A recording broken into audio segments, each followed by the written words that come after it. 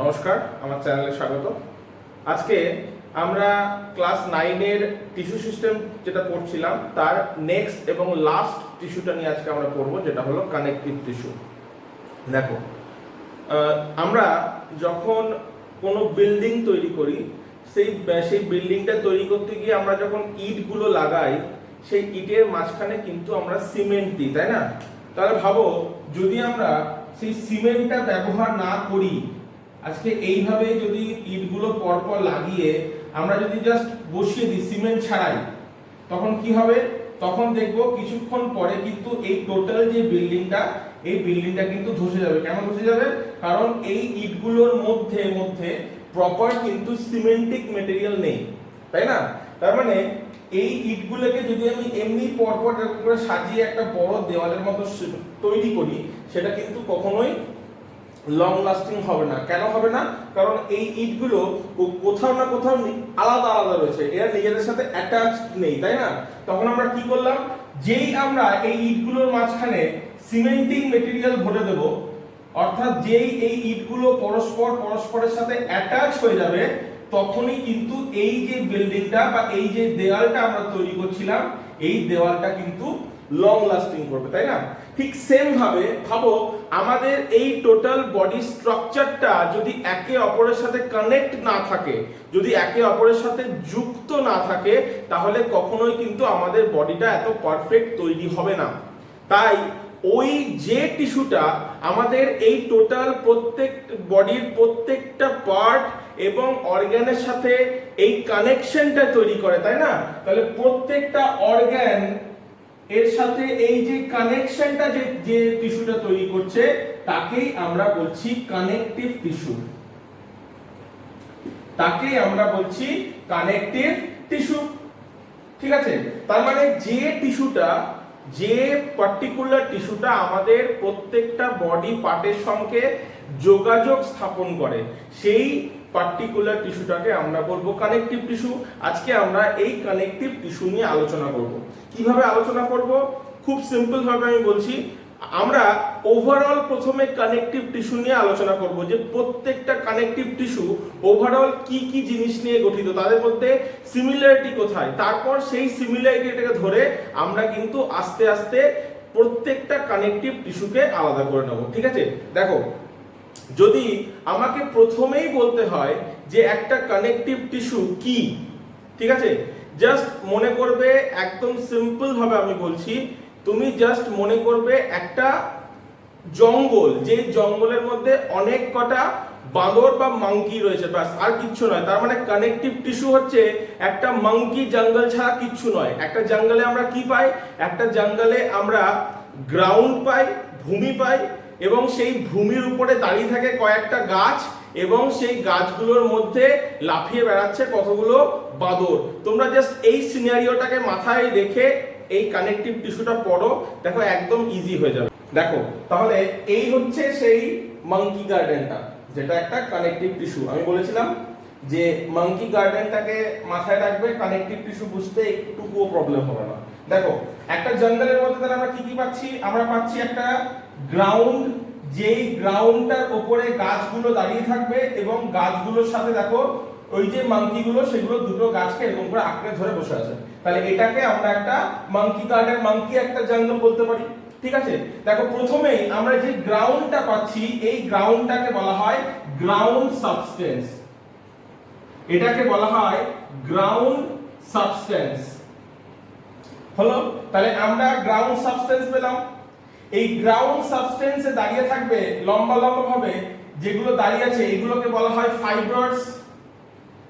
এগুলোকে বলা হয় ফাইবারস। আর এই যে ফাইবার গুলোর সাথে কানেকশন রক্ষা করেছে যেগুলো, এইগুলো হচ্ছে, অর্থাৎ এই মাংকিগুলো হচ্ছে এক একটা সেলস, তাই না? এই মাংকিগুলো হচ্ছে এক একটা সেলস, আর এই গাছগুলো হচ্ছে অরিজিনালি এক একটা ফাইবার, আর এই যে ভূমিটা সেটা হচ্ছে গ্রাউন্ড সাবস্টেন্স। ঠিক আছে? আমরা তার মানে একটা টোটাল কানেকটিভ টিস্যুতে আমরা কিন্তু এই তিনটে জিনিস মাস্ট পাবোই পাবো। একটা হচ্ছে গ্রাউন্ড সাবস্টেন্স, একটা হচ্ছে ফাইবারস, আর একটা হচ্ছে সেলস। ঠিক আছে? তাহলে একটা যদি আমাকে কানেকটিভ টিস্যু আমাকে বলতে হয় যদি আমাকে একটা কানেকটিভ টিস্যু বলতে হয়, সেই কানেকটিভ টিস্যু তাহলে কি নিয়ে গঠিত? কানেকটিভ টিস্যু গঠিত হচ্ছে সেলস নিয়ে, আর কি নিয়ে তৈরি? গ্রাউন্ড সাবস্টেন্স নিয়ে, আর তৈরি হচ্ছে ফাইবারস নিয়ে। তাহলে এইটা হচ্ছে একটা কানেকটিভ টিস্যুর মানে প্রাইমারি স্ট্রাকচার। ঠিক আছে, দেখো গ্রাউন্ড সাবস্টেন্সের মধ্যে আমরা কি কি পাবো? গ্রাউন্ড সাবস্টেন্সের মধ্যে যে তিনটে কম্পোনেন্ট, মাস্ট কম্পোনেন্ট, একদম প্রাইমারি কম্পোনেন্ট, সেটা হচ্ছে গ্যাগ, জিএজি, গ্যাগ। ফুল ফর্ম কি? ফুল ফর্ম হচ্ছে গ্লাইকোজ অ্যামাইনো গ্লাইকেন। গ্লাইকোজ অ্যামাইনো গ্লাইকেন, এটা হচ্ছে গ্যাগস এর ফুল ফর্ম। ঠিক আছে, তাহলে প্রথম যে কম্পোনেন্টটা আমরা পেলাম সেটা হচ্ছে গ্যাগ। কার কম্পোনেন্ট? গ্রাউন্ড সাবস্টেন্সের কম্পোনেন্ট, যেটা হলো গ্লাইকোজ অ্যামাইনো গ্লাইকেন। সেকেন্ড যে আমরা স্ট্রাকচারটা পাই, বা সেকেন্ড যে আমরা গ্লাইকোপ্রোটিনটা পাই, সেটা হলো কি? সেটা হলো প্রোটিওগ্লাইকেন। সেটা হলো প্রোটিওগ্লাইকেন, সেটা হচ্ছে প্রোটিওগ্লাইকেন। আর একটা গ্রাউন্ড সাবস্টেন্স আমরা পাই, যেটা সেটা হচ্ছে গ্লাইকোপ্রোটিনস। আমরা পাই গ্লাইকোপ্রোটিনস। তাহলে গ্রাউন্ড সাবস্টেন্সের মধ্যে আমাদের তিনটে কম্পোনেন্ট পুরোপুরি হয়ে গেল। একটা হচ্ছে গ্যাস, যেটা হচ্ছে গ্লাইকোজ অ্যামাইনো গ্লাইকেন, একটা হচ্ছে প্রোটিওগ্লাইকেন, একটা হচ্ছে গ্লাইকোপ্রোটিনস। ঠিক আছে, যদি ভালো করে লক্ষ্য করো দেখবে এই যে আমরা গাছগুলো এঁকেছি, যেগুলোকে আমরা বলছি ফাইবারস, এই গাছগুলো কিন্তু আমরা তিনটে দেখতে পাচ্ছি। একটা হচ্ছে খুব মোটা এবং আনব্রাঞ্চ, একটা হচ্ছে সরু আনব্রাঞ্চ, আর একটা হচ্ছে সরু কিন্তু ব্রাঞ্চ, তাই না? যে মোটা যেই ফাইবারটা আমরা পাচ্ছি, মোটা এবং আনব্রাঞ্চ, এটা হচ্ছে কোলাজেন। এটা হচ্ছে কোলাজেন ফাইবার। যে মোটা এবং আনব্রাঞ্চ যে আমরা স্ট্রাকচারটা বা ফাইবারটা পাচ্ছি, সেটা হচ্ছে কোলাজেন। আর যে আনব্রাঞ্চ এবং সরু স্ট্রাকচারটা আমরা পাচ্ছি, এটা হচ্ছে রেটিকুলার। এটা হচ্ছে রেটিকুলার। তার মানে এটা একটা রেটিকুলার, এটা একটা রেটিকুলার, এটা একটা রেটিকুলার, থিন এবং আনব্রাঞ্চ। আর যে থিন এবং ব্রাঞ্চ স্ট্রাকচারটা আমি পাচ্ছি, শাখাযুক্ত স্ট্রাকচারটা আমরা পাচ্ছি, এটাকেই বলা হয় ইলাস্টিক। এটাকেই বলা হয় ইলাস্টিক। তাহলে ফাইবার আমরা কটা পেলাম? ফাইবার আমরা পেলাম তিনটে। একটা হচ্ছে মোটা এবং আনব্রাঞ্চ কোলাজেন, একটা হচ্ছে সরু এবং আনব্রাঞ্চ রেটিকুলার, আর একটা হচ্ছে সরু এবং ব্রাঞ্চ, সেটা হচ্ছে ইলাস্টিক। ঠিক আছে, তার মানে এই তিনটে হচ্ছে কানেকটিভ টিস্যুর ফাইবারস গুলো। ঠিক আছে, তাহলে ফাইবারস আমাদের হয়ে গেল, গ্রাউন্ড টিস্যু আমাদের হয়ে গেল। পরে রইলো কি? পরে রইলো হচ্ছে সেলস, তাই না? এই যে সেলস, এই সেলসের টাইপের উপর ডিপেন্ড করে কিন্তু কানেকটিভ টিস্যুগুলো আলাদা আলাদা হয়ে যায়। কেমন করে?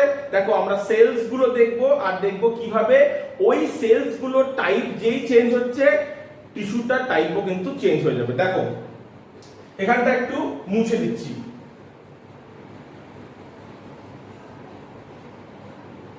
তাহলে আমরা এই মাঙ্কি জাঙ্গলটার আমাদের গ্রাউন্ড দেখা হয়ে গেল। গ্রাউন্ডটা হচ্ছে গ্রাউন্ড সাবস্টেন্স, এটা আমাদের হয়ে গেল। আর যে ট্রি গুলো ছিল, সেই ট্রি গুলো হচ্ছে ফাইবার, সেটা আমাদের হয়ে গেল। তিন রকমের ফাইবার আমাদের হয়ে গেল। আর এখন তাহলে আমরা এই মাঙ্কি গুলো নিয়ে কথা বলবো, যেগুলো কিনা অরিজিনালি হচ্ছে সেলস। দেখো আমরা কত রকমের সেলস পাবো? আমরা এক রকমের সেলস পাবো, যেটা হচ্ছে ফাইব্রোব্লাস্ট, যেগুলো হচ্ছে ফাইব্রোব্লাস্ট। দু নম্বর যেটা, সেটা হচ্ছে অ্যাডিপোব্লাস্ট, অ্যাডিপোসাইটস। তিন নম্বর হচ্ছে তোমার কন্ড্রিওসাইটস।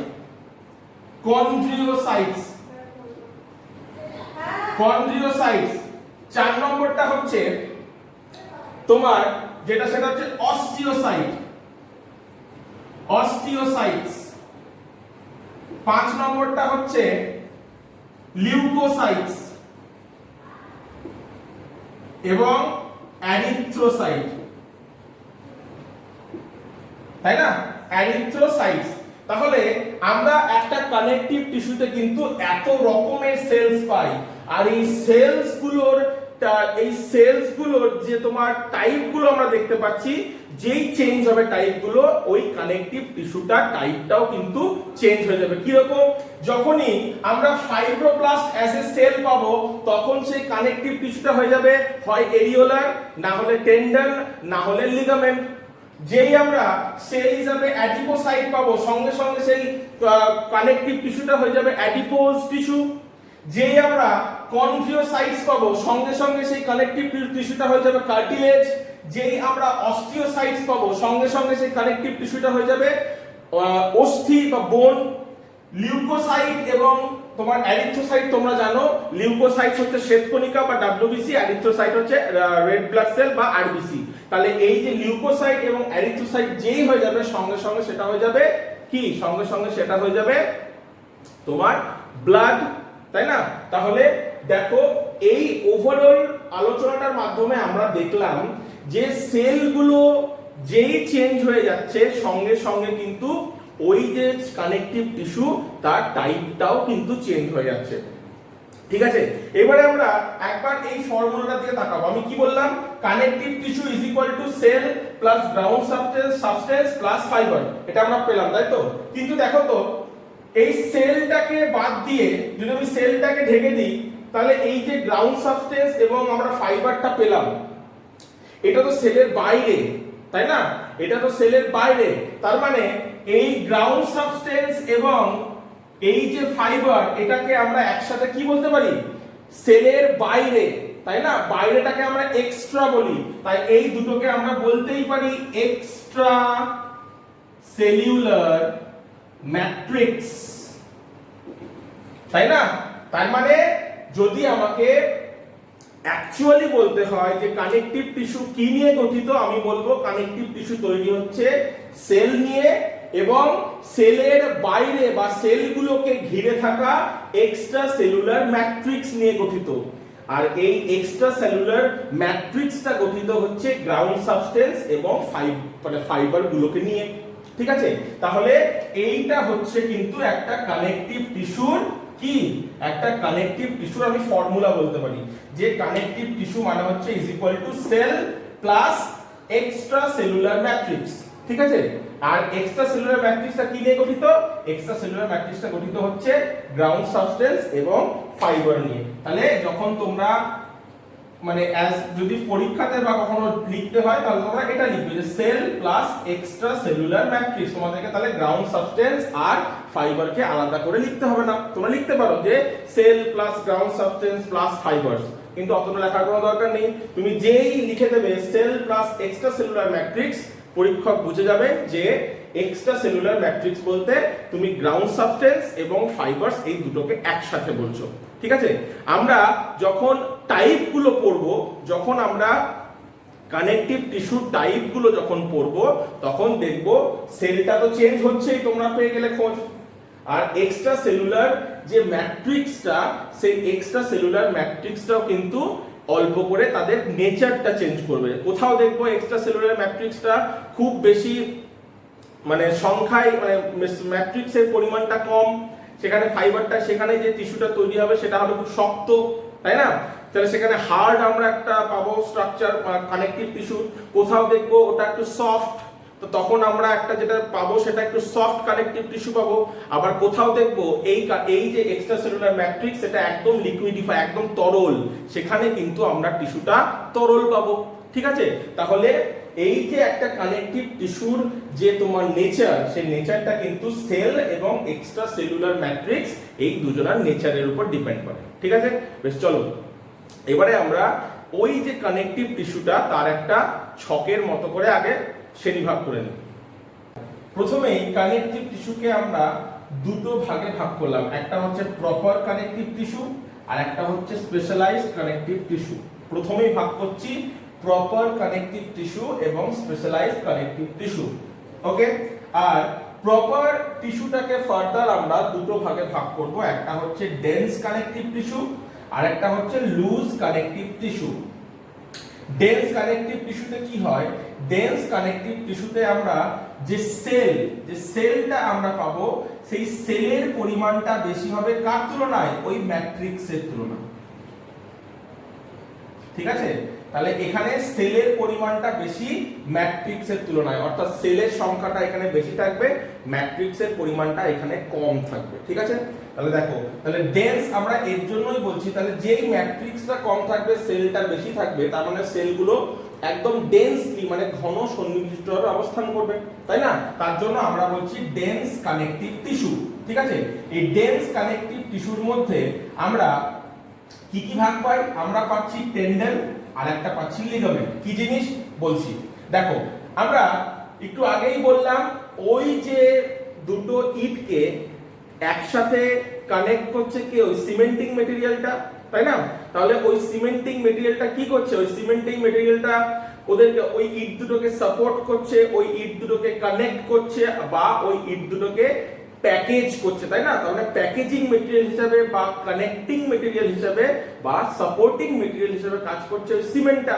ঠিক সেইভাবে দেখো, যদি আমরা ধরে নিচ্ছি এটা একটা বোন আর এটা একটা বোন, ঠিক আছে, তাহলে এই দুটো বোন যদি আলাদা আলাদা থাকে কখনোই কিন্তু ওরা একসাথে, সাপোজ ধরো এই আমার এই বোনটা আর এই বোনটা যদি এখানে অ্যাটাচ না থাকতো আমি কখনোই কিন্তু এই দুটো বোনকে নাড়াতে পারতাম না, তাই না?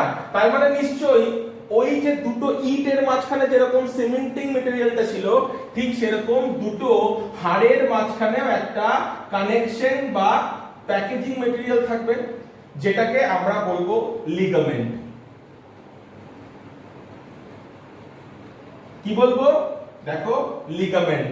ঠিক আছে, এই লিগামেন্টটা হচ্ছে ইয়েলোইশ দেখতে হয়, খালি ইয়েলোইশ দেখতে হয় এবং একটা এটা হচ্ছে একটা ইলাস্টিক, এটা হচ্ছে একটা ইলাস্টিক টিস্যু। তাহলে লিগামেন্ট হচ্ছে একটা ইয়েলোইশ ইলাস্টিক টিস্যু, কাদেরকে অ্যাটাচ করছে বা কাদেরকে কানেক্ট করছে? দুটো বোনকে কানেক্ট করছে, তাই না? তাই আমরা মনে রাখার জন্য কি ইয়ে করতে পারি যে লিগামেন্ট কাকে কাকে কানেক্ট করছে, আমরা মনে রাখার জন্য কি করতে পারি? আমরা মনে রাখার জন্য জাস্ট একটা কথা মনে রাখবো, বি বি এল। ঠিক আছে, তার মানে বোন বোন লিগামেন্ট, বিবিএল, এই কথাটা শুধু মনে রাখবে, দুটো বোনকে অ্যাটাচ করছে একটা লিগামেন্ট। ঠিক আছে, তাহলে এটা হয়ে গেল লিগামেন্ট। কি টিস্যু?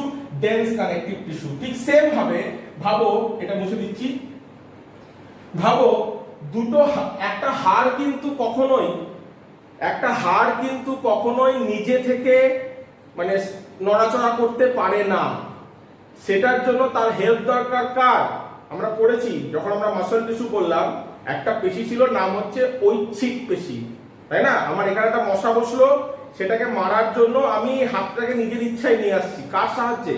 একটা মাসলের সাহায্যে। সেই মাসলটা হচ্ছে ঐচ্ছিক পেশি, ভলেন্টারি মাসল, তাই না? তার মানে ভাবো সেই মাসলটা নড়াচড়া করছে বলে কিন্তু হাড়টা বা ওই বোনটা কিন্তু উঠে আসছে, তাই না? তার মানে অবশ্যই সেই মাসলটার সাথে কোথাও না কোথাও এই বোনটাকে কানেক্ট হতে হবে। আমি ধরলাম, ধরো এটা একটা বোন, তাই না? তাহলে এই বোনটার সাথে এই মাসলটার সাথে এই বোনটা তাহলে কানেকশন আছে এই দুটো পয়েন্টের সাথে বা সাহায্যে। তাহলে এই পয়েন্টটাকে আমরা তখন বলবো টেন্ডন। কি বলবো? টেন্ডন, যেটা হচ্ছে ডেন্স কানেকটিভ টিস্যু নাম্বার 2, যেটাকে আমরা টেন্ডন বলছি। কাকে কাকে যুক্ত করছে? এটা যুক্ত করছে মাসল এবং বোনকে। ঠিক আছে, আমরা যেমন বিবিএলটা মনে রেখেছিলাম বোন বোন লিগামেন্ট, ঠিক সেরকম আমরা মনে রাখবো বিএমটি, বোন মাসল টেন্ডন। ঠিক আছে, তাহলে এটা হচ্ছে টেন্ডন, কাকে যুক্ত করছে বা কাদেরকে কানেক্ট করছে? মাসল এবং বোনকে কানেক্ট করছে। এটা হচ্ছে একটা হোয়াইট ফাইব্রাস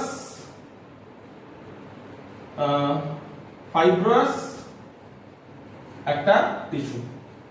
আগেটা ছিল ইয়েলোইশ তোমার ইলাস্টিক টিস্যু, আর এটা হচ্ছে হোয়াইট ফাইব্রাস টিস্যু। নাম শুনে বুঝতে পারছো? তাহলে ডেন্স কানেকটিভ টিস্যুতে সেল হিসাবে কি থাকবে? সেল হিসাবে থাকবে গিয়ে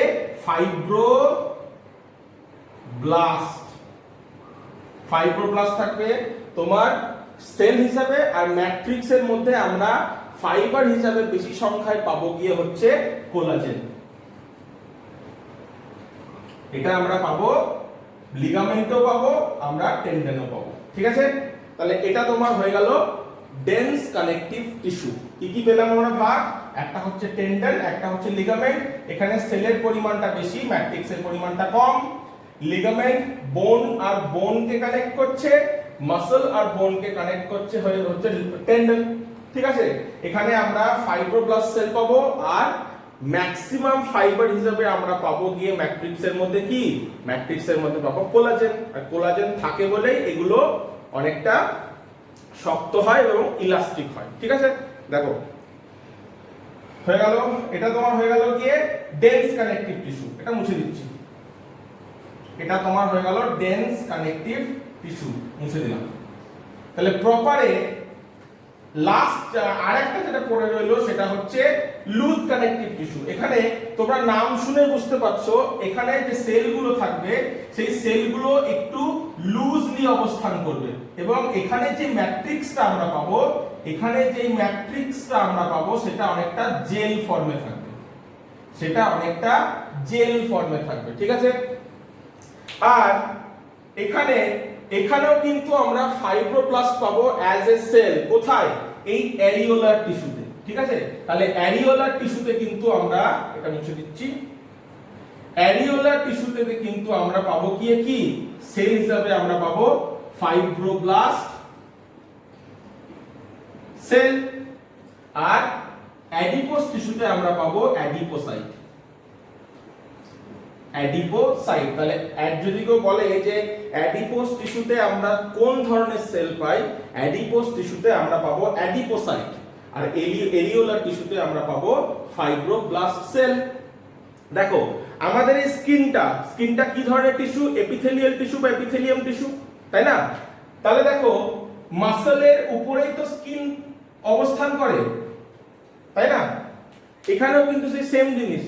যদি মাসলের উপরে স্কিনটা এমনি রাখা থাকতো তাহলে পরে কিন্তু এটা খসে যেত, তাই না? তার মানে নিশ্চয়ই মাসলের সাথে এই স্কিনটাকে কানেকশন করেছে এক ধরনের কানেকটিভ টিস্যু। মাসলের সাথে মানে এই চামড়াটাকে তুললেই তো আমরা মাসলটা দেখতে পাবো, তাই না? তার মানে ভাবো ওই মাসলটা এবং স্কিনটাকেও তো কেউ কানেকশন করে রেখেছে বা কানেক্ট করে রেখেছে। সেটা কে? সেটা হচ্ছে এই অ্যারিওলার টিস্যু। ঠিক আছে, তাহলে স্কিন এবং মাসল এই দুটোকে কানেকশন করছে হলো মানে করছে গিয়ে কে? কোন কানেকটিভ টিস্যু? সেটা কানেকটিভ টিস্যুটা হচ্ছে এরিওলার টিস্যু। ঠিক আছে, আর আমরা এডিপোস টিস্যু বা মেদ কলা, চর্বি কোথায় পাই, তাই না? ঠিক আবার আমরাও কিন্তু আবার ঠিক আমাদের চামড়ার ঠিক নিচেই কিন্তু আমরা আরেক ধরনের স্পেশালাইজ মানে এক ধরনের সেল পাই, স্পেশালাইজ নয়, আরেক ধরনের আমরা টিস্যু পাই যেটা হচ্ছে অ্যাডিপোস টিস্যু, মেদ কলা। দেখবে তোমরা কোথাও কোথাও শুনে থাকবে যে যারা খুব পাতলা মানুষ তাদের ঠান্ডাটা বেশি লাগে, কিন্তু যারা মোটা মানুষ তাদের কিন্তু ঠান্ডাটা অতটা লাগে না। কেন লাগে না?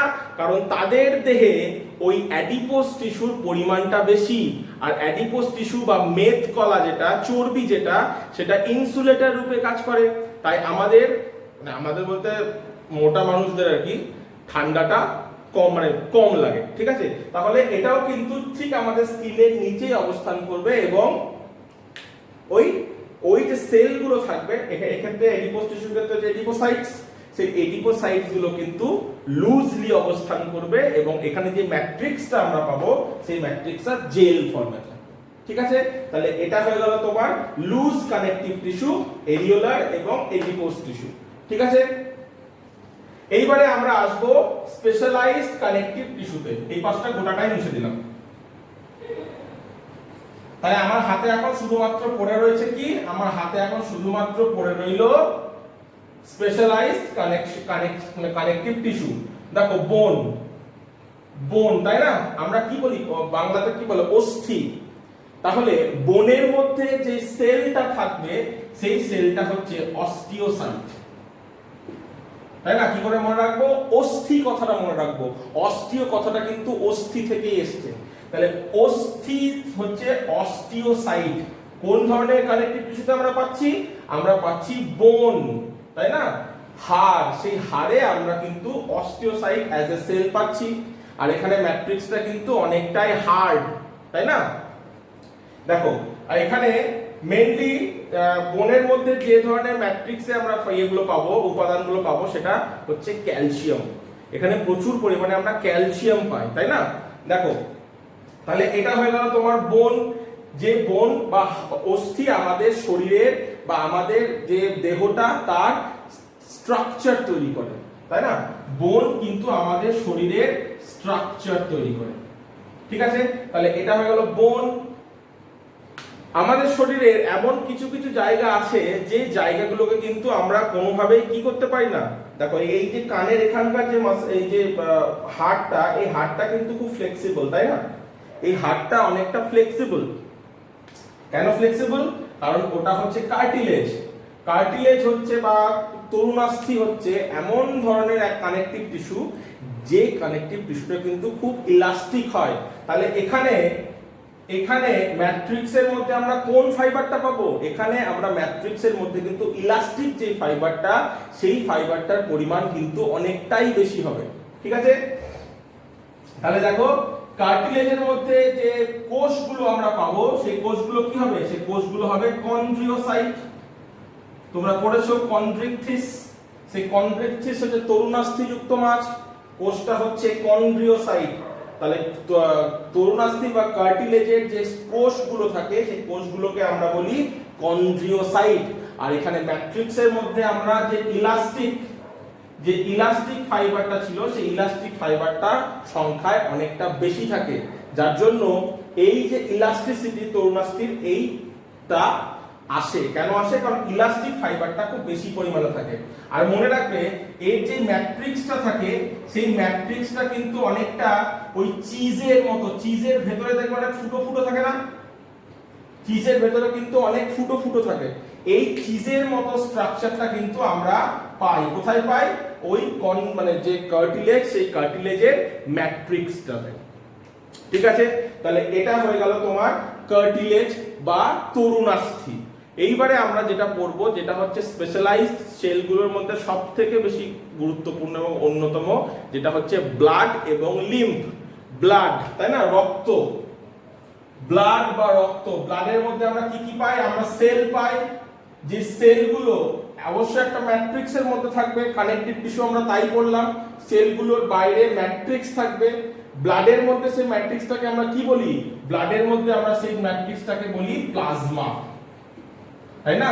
তাহলে ব্লাড এবং এই যে সেল এবং প্লাজমা নিয়ে কিন্তু ব্লাড গঠিত। তাহলে এই সেলটা হচ্ছে কানেকটিভ টিস্যুর সেলটা, আর প্লাজমাটা অরিজিনালি হচ্ছে কানেকটিভ টিস্যুর ম্যাট্রিক্সটা বা মিডিয়ামটা, তাই না? এইবারে আমরা ব্লাডটাকে একটু দেখে নেবো। একটু ব্লাডের যে সেলগুলো আমরা পাই, যে সেলগুলো কি করে আমরা মনে রাখবো একবার দেখে নেব। যে ব্লাড, তাই না? এই ব্লাডের মধ্যে সেল পাবো আমরা, আর কি পাবো? এক্সট্রা সেলুলার ম্যাট্রিক্স পাবো। সেই এক্সট্রা সেলুলার ম্যাট্রিক্সটাকে বলা হচ্ছে প্লাজমা। এটা আমরা ছেড়ে দিলাম। দেখো সেলের মধ্যে আমরা কত রকমের সেল পাই? ব্লাডে আমরা 3 রকমের সেল পাই। একটা হচ্ছে আরবিসি, একটা হচ্ছে ডাব্লিউবিসি, একটা হচ্ছে প্লেটলেটস বা অনুচক্রিকা, ঠিক আছে? আরবিসি আর প্লেটলেটস এর আমরা সেভাবে আর কোনো ভাগ করতে পারি না, কিন্তু ডাব্লিউবিসি কে আমরা আবার দুভাগে ভাগ করি। একটাকে বলা হয় গ্রানুলোসাইটস বা দানাদার, আর একটাকে বলা হয় আগ্রানুলোসাইট বা অদানাদার, ঠিক আছে?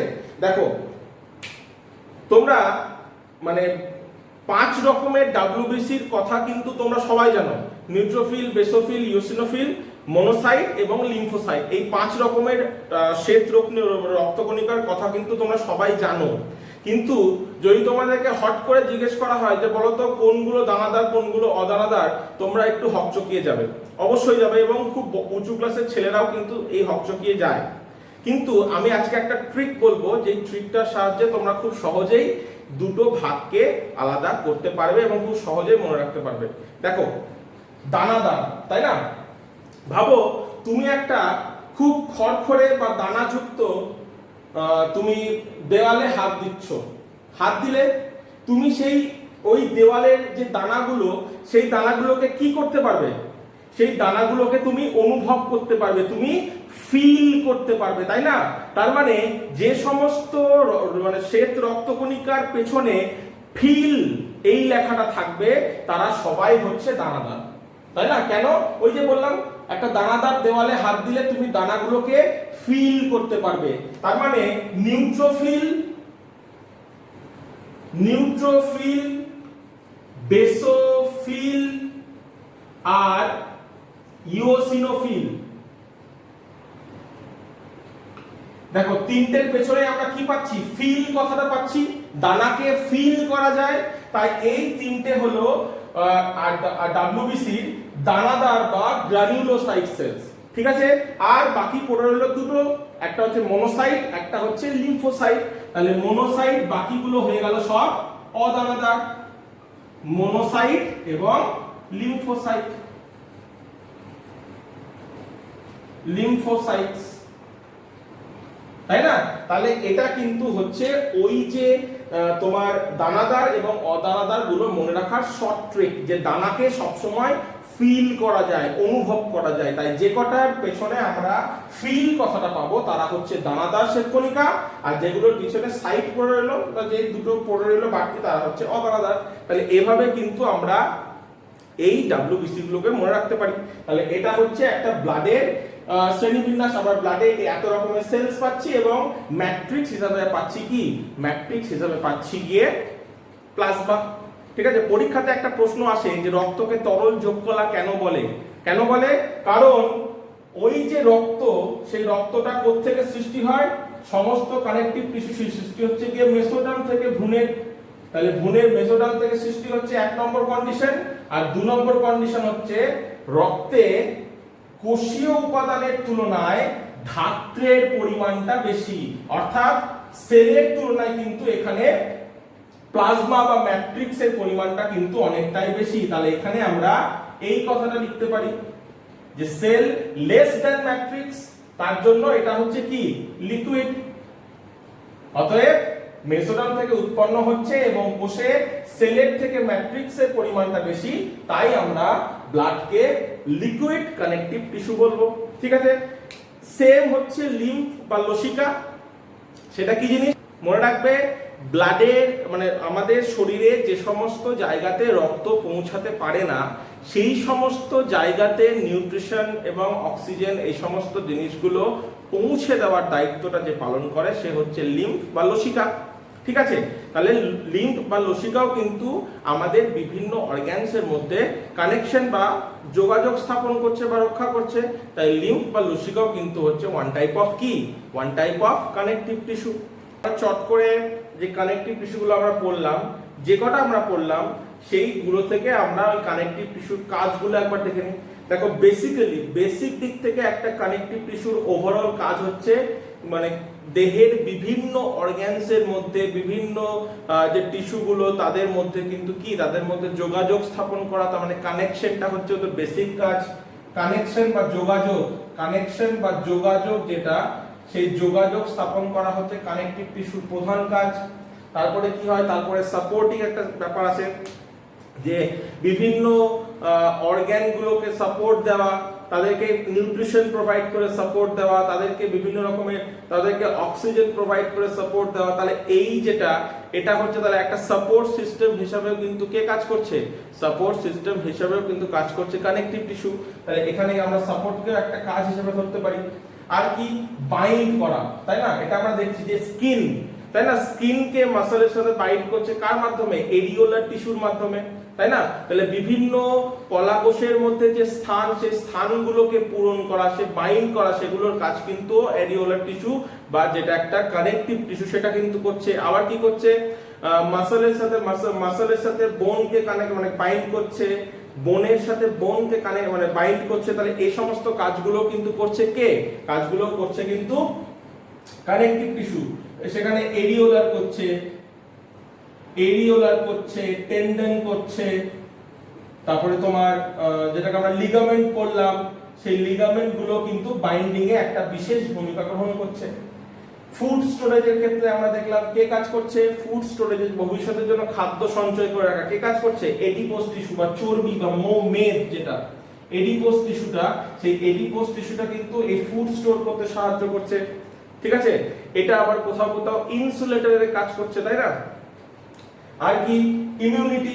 দেখো আমরা একটু আগেই বললাম যে ব্লাড, সে ব্লাডের মধ্যে ডব্লিউবিসি আছে, ডব্লিউবিসির একটা প্রধান কম্পোনেন্ট বা প্রধান সেল হচ্ছে লিম্ফোসাইট। যে লিম্ফোসাইট কিন্তু আমরা পরবর্তী যখন চ্যাপ্টারগুলো পড়বো সেখানে ইমিউনিটি চ্যাপ্টারে আমরা দেখবো লিম্ফোসাইটের কিন্তু ওই যে তোমার অনাক্রম্যতা বা ইমিউনিটি, এতে কিন্তু লিম্ফোসাইটের একটা বিশাল বড় ভূমিকা আছে। তাহলে সেই লিম্ফোসাইট কোথায় আছে? ব্লাডে, আর ব্লাড হচ্ছে একটা কানেকটিভ টিস্যু। তাহলে এই ইমিউনিটিতেও কিন্তু লিম্ফোসাইট, যে লিম্ফোসাইট যেটা ব্লাডে আছে তারও কিন্তু একটা বিশেষ ভূমিকা আছে। তাহলে অনাক্রম্যতা বা রোগ প্রতিরোধের ক্ষেত্রেও কিন্তু আমরা কানেকটিভ টিস্যুর একটা ভূমিকা পাচ্ছি। আর কি সার্কুলেশন বা যেটাকে আমরা ট্রান্সপোর্ট করছি, ট্রান্সপোর্টে কে কে ভূমিকা গ্রহণ করছে? ট্রান্সপোর্টে ভূমিকা গ্রহণ করছে হচ্ছে ব্লাড এবং লিম্ফ, তাই না? ব্লাড এবং লিম্ফ কি কি পরিবহন করছে? O2 CO2 পরিবহন করছে, তাই না? বিভিন্ন রকমের নিউট্রিশন পরিবহন করছে। তাহলে এই যে ট্রান্সপোর্ট, এই ট্রান্সপোর্টেও কিন্তু কানেকটিভ টিস্যু একটা বিশেষ ভূমিকা আছে। আর একটা কি বডি স্ট্রাকচার, তাই না? আমি একটু আগেও বললাম যে আমাদের এই যে বডি, এই বডি স্ট্রাকচারটা কে তৈরি করে? এই বডি স্ট্রাকচার তৈরি করে হচ্ছে বোন, অস্থি, তাই না? তাহলে অস্থি এবং তরুণাস্থিও কিন্তু আমাদের বডির যে ইন্টারনাল স্ট্রাকচার বা বডির যে ওভারঅল স্ট্রাকচার, সেই স্ট্রাকচার তৈরি করতেও কিন্তু ভূমিকা গ্রহণ করে কে? বোন, কার্টিলেজ, তাই না? বোন এবং কার্টিলেজ বডি স্ট্রাকচার গঠনে কিন্তু সাহায্য করছে। এটাও কি? এটা হচ্ছে one type of connective tissue. আবার কোথাও কোথাও আমরা পড়বো ভার বহনের ক্ষেত্রে, তাই না? যে একটা ধরো বড় একটা চালের বস্তা, সেই চালের বস্তাটা বহন করে নিয়ে যাব, কার সাহায্যে নিয়ে যাব? আমরা বোন, ওই বোনের সাপোর্টে কিন্তু নিয়ে যাব, তাই না? তাহলে ভার উত্তোলন বা ভার পরিবহনেও কিন্তু আমরা বোনের একটা ভূমিকা পাই। তাহলে এটাও কিন্তু বোনের একটা কাজ। বোন মানে সেটা হচ্ছে কানেকটিভ টিস্যুর কাজ। আর লাস্ট যে কাজটা আমরা পাবো সেটা হচ্ছে ইলাস্টিসিটি। দেখো একটু আগেও আমি বললাম কার্টিলেজ, একটু আগেও আমি বললাম যে কার্টিলেজ বা তরুণাস্থি কিন্তু খুব ইলাস্টিক হয়। এই যে কানের হাড়টা, এটাকে আমরা খুব সহজেই মুড়তে পারি, আবার ছেড়ে দিলে নিজের জায়গায় চলে আসে। তাহলে এটাই তো স্থিতিস্থাপকতা বা ইলাস্টিসিটি। এটাও কিন্তু মেনটেন করছে কে? এটাও কিন্তু মেনটেন করছে কার্টিলেজ, যেটা হচ্ছে one type of connective tissue. ঠিক আছে? তাহলে এটা ছিল তোমাদের কানেকটিভ টিস্যুর একটা ওভারঅল ধারণা। এই ধারণাটা নিয়ে যদি তোমরা ঠিকঠাক করে এই ধারণাটা নিলে পরে পরবর্তী ক্লাসে কিন্তু তোমাদেরকে খুব হেল্প করবে। এটা যখন উঁচু ক্লাসে তোমরা বায়োলজি পড়বে বা তারও উঁচু ক্লাসে যখন তোমরা পড়বে, তখন কিন্তু এই ধারণাটা তোমাদের অনেক কাজে দেবে। ঠিক আছে? তো এটাই ছিল আজকে আমার ক্লাস। Thank you.